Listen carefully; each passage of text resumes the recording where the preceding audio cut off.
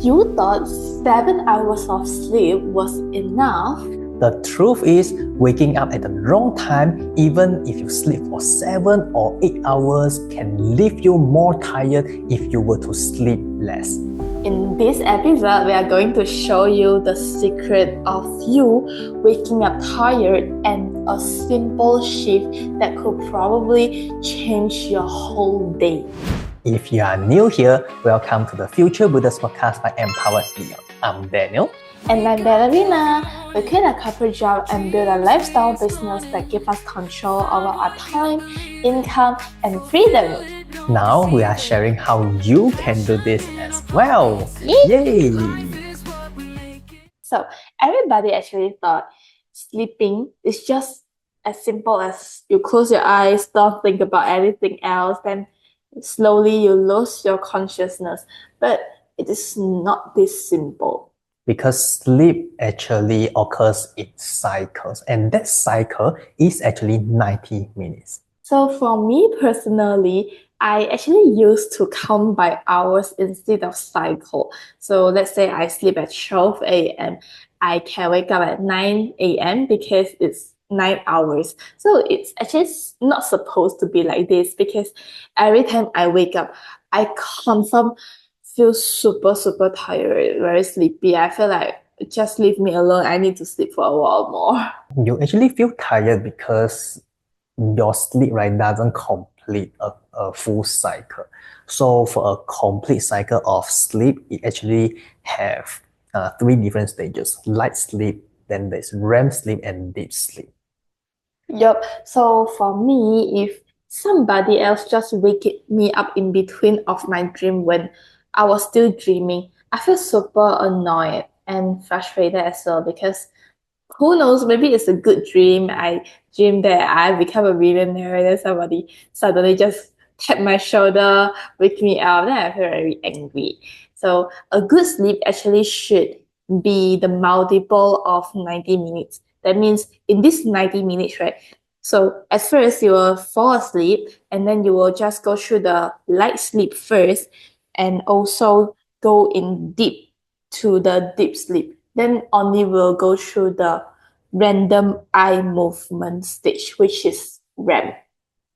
Yeah, so that is why the multiples of 90 minutes, it doesn't include 8 hours. So if we sleep for 8 hours, right, we actually feel more tired than if we were to just sleep for 7.5 hours.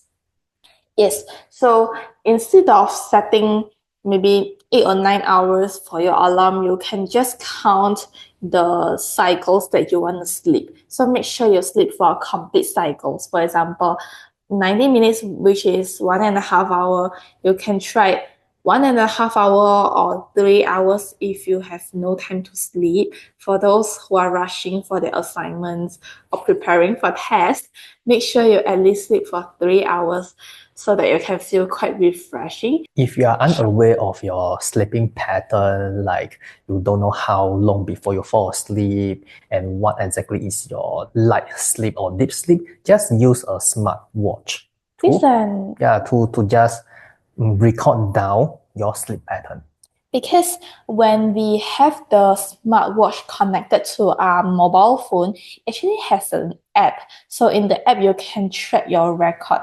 For example, some people, they fall asleep quite fast, but for some people, they need around 1 to 1.5 hours to fall asleep. So everyone is different. You cannot just take others' data as yours unless you are very similar. But the best way is to track your own record. So based on your sleeping habits and sleeping records in the past, you will know how fast you fall asleep, then you can better set your alarm. Totally agree. And now we are going to share a few important tips to make sure your sleep quality increases. The first one, I still remember my mom always told me that when she's sleeping, do not on the light. She emphasized this because light will affect our sleep. We should always turn off lights.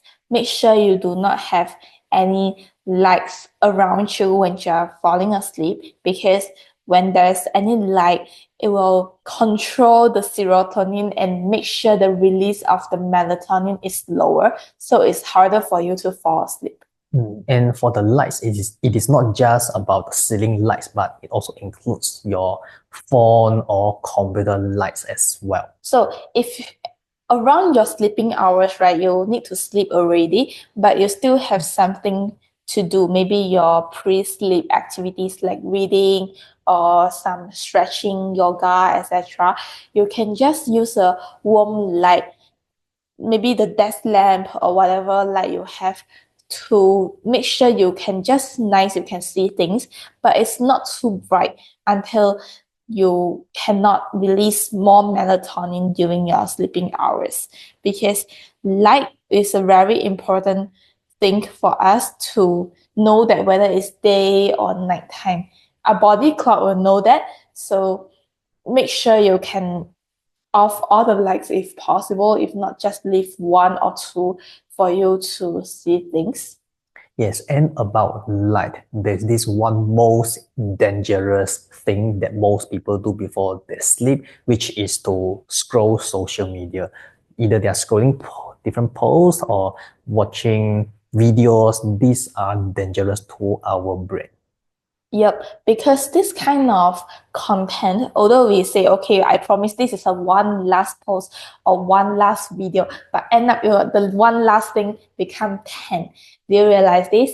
Because this kind of content will make our brain active. When our brain is active, we do not have any desire to sleep. We just want to keep scrolling because we have a lot of dopamine in our body, the dopamine released.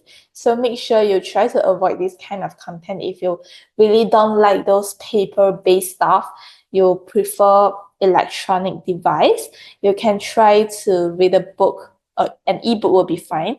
Just don't read those things that can make you feel very excited. Or you can even just like chat with your partner if you are sleeping together, or chatting with your siblings, parents before you sleep. So that is where you will start feeling sleepy instead of being energetic after watching like 10 different videos. Yep. And for those topics, for the conversations, right? Don't try to chat with the topic that can make you feel very excited for example, the plans, the upcoming plans, or some other arrangement that needs you to have a lot of thinking. Maybe you can try something relaxed, more chill. You can try those heart to heart talk, those young couples that love this. So this is a very good way, not only for you to fall asleep faster, but also the bond between both of you can be stronger. You understand each other better. That's perfect for your lifestyle because you need a lot of communication with people, but usually you don't have enough time to do so.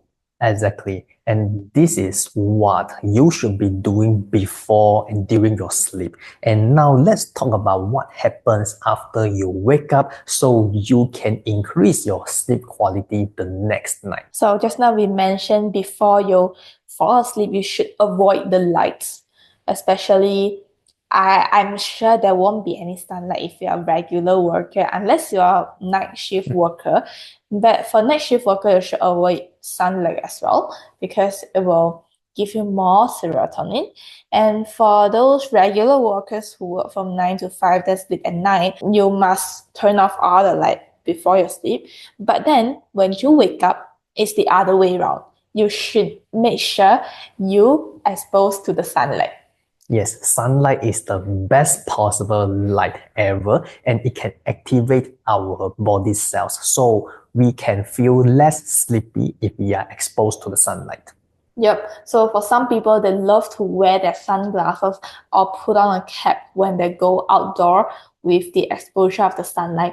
I would say this is not good because only your eyes can sense the sunlight. You will know that whether it's a daytime or nighttime. So the eyes are very important organs for you to receive the lights to tell your body clock that, hey, wake up. So stop wearing sunglasses or put on a cap. Just make sure you can exposed to the sunlight, especially your eyes. Just make sure you don't stare at the sun directly with your eyes because it may be quite painful to you and may hurt your eyes.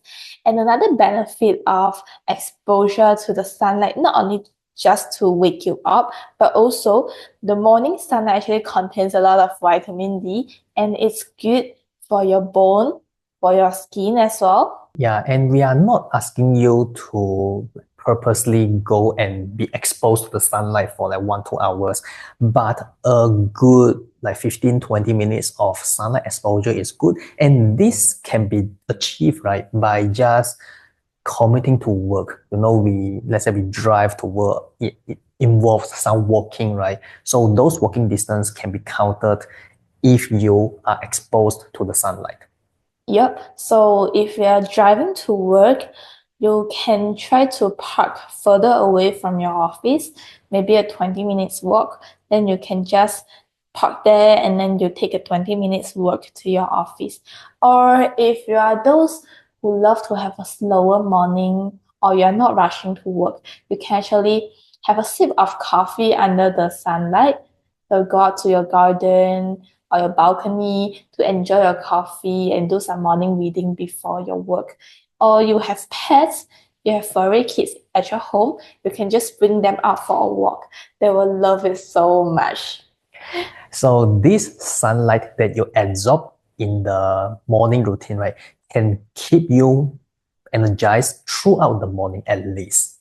But what happens, especially after lunch? We tend to feel very sleepy, right?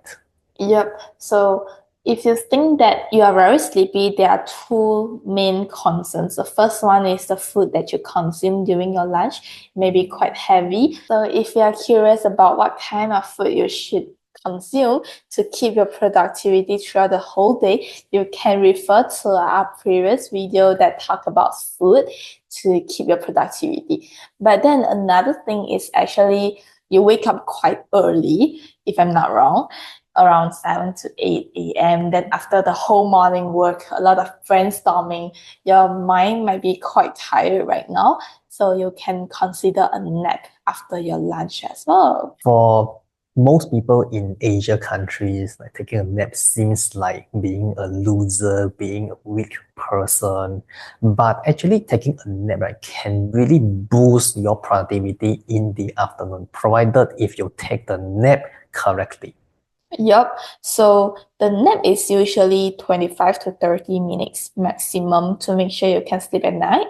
And once the time past 3:30 p.m., you should avoid naps because you might feel quite energetic and it's harder for you to fall asleep at night. So you will have some trouble on the next day. Yeah, so for me, I always take a nap during the working days, and I feel so energetic in the afternoon that it is like at least 90 to 95% of the productivity as compared in the morning. A lot of people that actually go for lunch together with colleagues, if you're office worker, because they just love to invite you to join their lunch. But the problem is when you are having lunch together with them, it usually take about 1 hour, so you don't have your me time anymore. What you do is either actively socializing or you just sit aside and listen to their conversation. But if you are a person who actually don't enjoy the conversation with your colleagues, those lunchtime chit chat, you can just tell them that you need to take a nap. I think that will allow you to do so. So you can just go back to the office earlier and take your nap until your lunchtime is up. Apart from your social networks, another thing that most people take is also dangerous, which is about caffeine, like coffee. This is a very dangerous part because caffeine actually is not really good for your health, I would say. So caffeine, although it says that it can kind of make you become more energetic, but it does a long-term damage to your body. Caffeine actually makes your bones weaker because it will makes your calcium lose faster, especially for ladies until those middle age. So caffeine is actually not very good and it will cause dehydration as well. So if you are going to exercise or do some hobbies that make you sweat a lot, make sure you don't take any caffeine beverage before your exercise.